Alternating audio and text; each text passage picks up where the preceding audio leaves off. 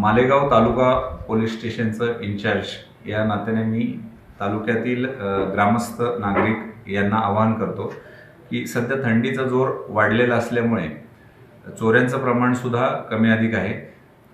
त्याच्यामध्ये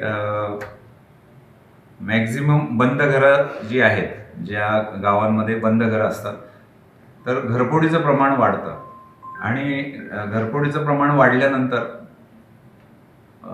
वाढल्यामुळे आम्ही आता अशी उपाययोजना केलेली आहे की प्रत्येक गावातील पोलीस पाटील काही गावातील नागरिकांसह त्या गावात उपस्थित आहेत। रात्री बीट अंमलदार सुद्धा त्या पोलीस पाटलांना व्हिजिट करतात, त्यांना क्रॉस व्हेरीफाय तालुका पोलीस स्टेशनचे अधिकारी करतात।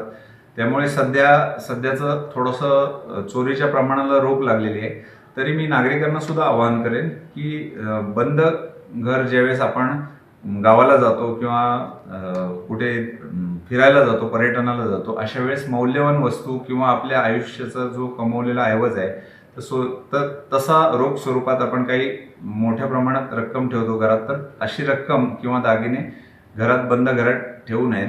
आणि ही जागरूकता आम्ही एका अशा अर्थाने करतोय की पोलीस पाटील संध्याकाळी गावात फेरी मारतात आणि जी बंद घरं आहेत त्याच्या मालकांना कॉन्टॅक्ट करतात किंवा त्यांचे जे शेजारी आहे, कॉन्टॅक्ट झाला नाही तर शेजारी आहेत, तर त्यांना सतर्क करतात। त्यामुळे बऱ्याचशा गोष्टींना प्रतिबंध झालेला आहे आतापर्यंत।